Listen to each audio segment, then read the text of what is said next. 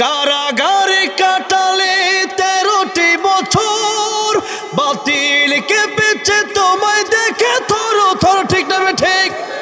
তুমি যে ছিলে মোদের নয়নমণি, শহীদ হয়েছ তুমি এটাই জানি।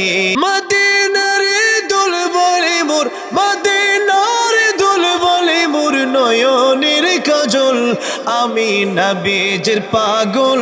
এই গজলটা আমার জীবনের একটা প্রিয় গজল। গজল গাইলে তো, গজল তো সবাই গায়, কিন্তু মন থেকে হৃদয় থেকে গাইলে, আমিও তো জানি না এই গজল যে কোটি কোটি মানুষ দেখবো। হ্যাঁ, এই গজল যে গতকাল এক জায়গায় গেছি, তারা নারায়ণগঞ্জ, তো সেখানে যাওয়ার পরে একজন অতিথি তিনি বললেন যে এই গজল আমি মদিনায় গিয়া শুনি, মদিনায় যাওয়ার পরে এই গজলটা শুনি, আমার ভালো লাগে।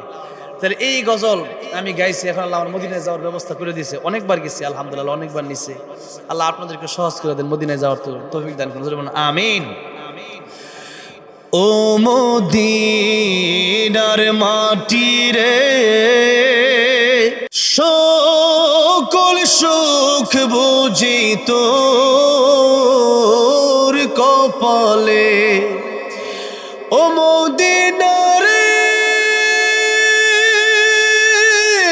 তোর বুকে আমার নবী, যার লাগে পাগল সবই, যার লাগে মা তোর ত্রিভুবন। কাঁদে আমি সারাক্ষণে, কখন যাব সেখানে, সহে না সহে না আর পরাণে। ও মদিনার মাটি রে, সকল সুখ বুঝি তোর কপালে। ও মদিনার পাখি যদি হতাম আমি, উড়ে উড়ে যেতাম আমি, থাকতো না মনে কোনো যাতনা। দেহে নাই পাখায় আমার, সাথে নাই টাকায় আমার, কে মনে যাব সেখানে। ও মদিনার মাটি রে,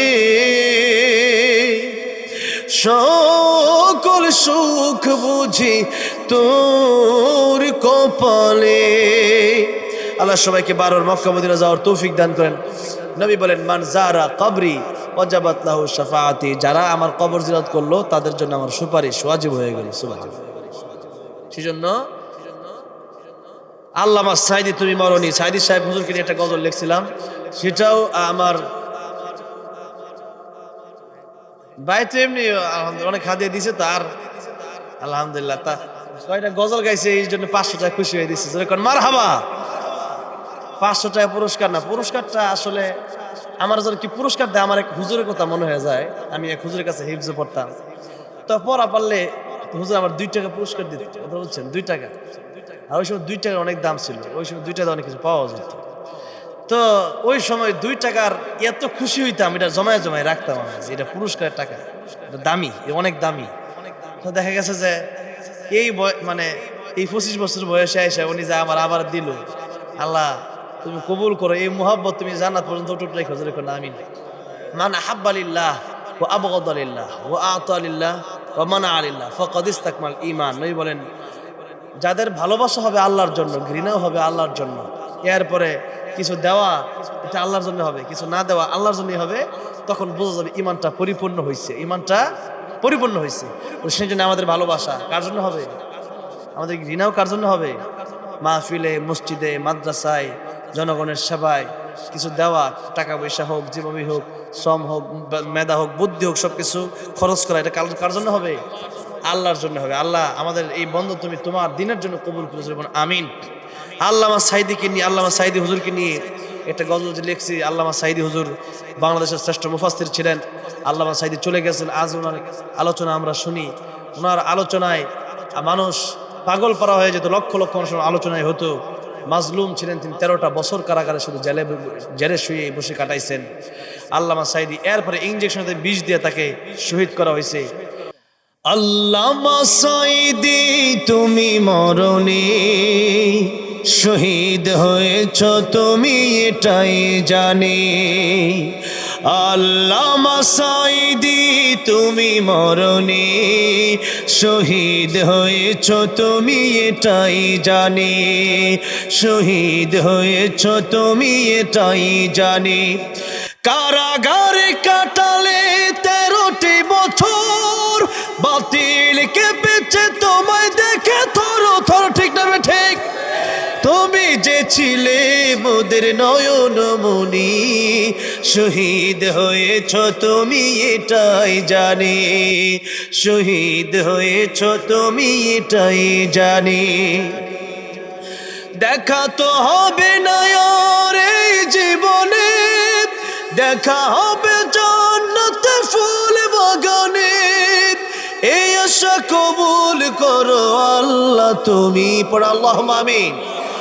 এই আশা কবুল করো আল্লাহ তুমি, শহীদ হয়েছ তুমি এটাই জানি। আল্লামা সাঈদী তুমি মরণে শহীদ হয়েছ তুমি এটাই জানি। শহীদ হয়েছ তুমি এটাই জানি। আল্লাহ আল্লামা সাঈদীর কবরকে জান্নাতের উচ্চ মাকাম বানায় দেন, এবং আমাদেরকেও আল্লামা সাঈদী যেভাবে ইমানের উপর অটল অবিচল ছিলেন, বাতিলের কাছে মাথা নত করেন নাই, ঠিক না ঠিক?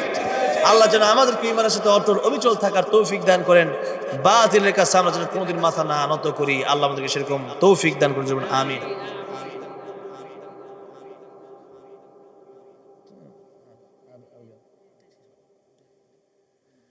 আর ভাই বলতে সর্বশেষে আরেকটা গজল, এখন সর্বশেষ তো কয়ে যে সর্বশেষে যেতেছি, শেষ তো আর শেষ হয় না। তারপরেও ভাই যেহেতু বলছি, এবারে একটু একসাথে যে আরেকটা গজল আছে আমি গাইছি, যেটা আপনার আমি নবীজির পাগল দেখছেন। আমি এখানে আসার আগে ওই ময়মনসিংহের মানে এটা হলো তারাকান্দার এক বড় মুরব্বী, একজন অনেক বড় আলেম, তিনি বললেন যে আপনার এই গজল আমি শুনি, আমার মাদ্রাসায় বাজে, আলহামদুলিল্লাহ।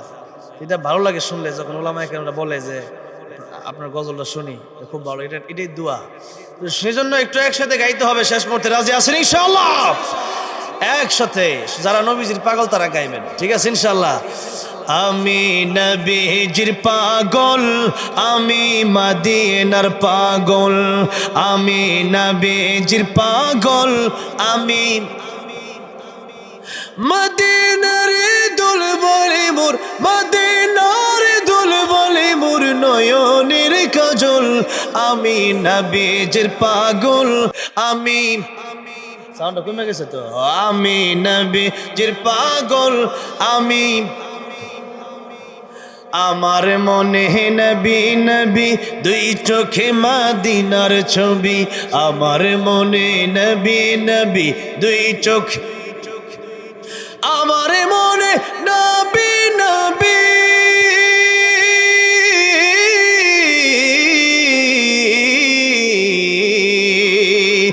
আমার মনে নবী নবী দুই চোখে মদিনার ছবি।